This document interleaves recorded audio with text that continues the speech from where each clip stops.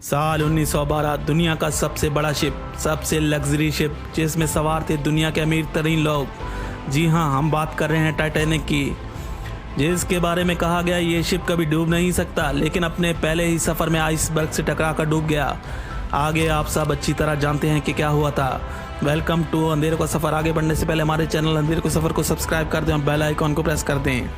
Titanic ship iceberg से टकराकर डूब गया या इसे डुबाया गया था? आइए जानते हैं इस दिन क्या हुआ था। टाइटैनिक के बारे में जो बताया गया, जो दिखाया गया, वो सच है या सच्चाई कुछ और थी? टाइटैनिक के बारे में ऐसे ऐसे इंकिशाफ हुए हैं जिन्हें सुनकर यकीन करना मुश्किल है। टाइटैनिक की कहानी इतनी ही आसान और सादा है कि आइसबर्ग से टकराया और डूब गया।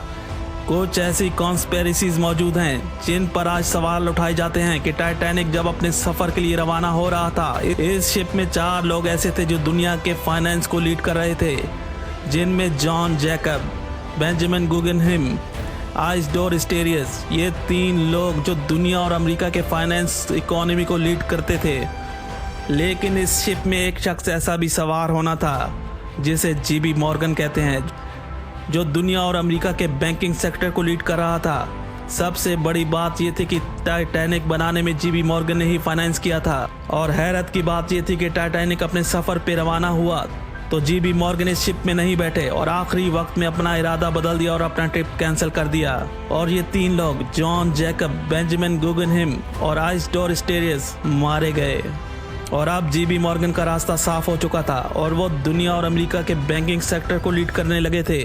ये 3 लोग जीबी मॉर्गन के मुखालिफ थे। इन 3 लोगों के रहते जीबी मॉर्गन कभी भी इतने आगे नहीं जा सकते थे।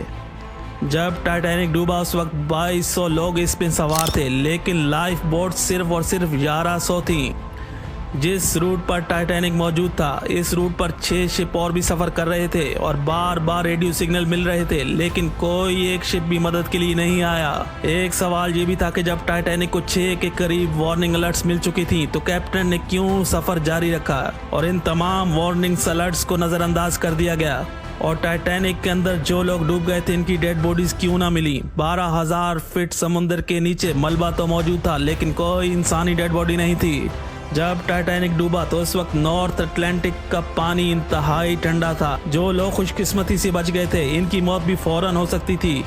इसलिए मदद के लिए आने वाले शिप को देर से भेजा गया ताकि ज़्यादा से ज़्यादा लोग ठंड से मर जाएं।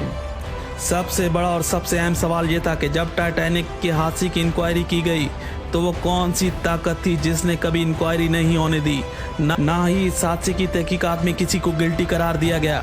टाइटैनिक की हिस्ट्री को ऐसे लिखा गया मानो कि टाइटैनिक आइसबर्ग से टकरा गया और डूब गया।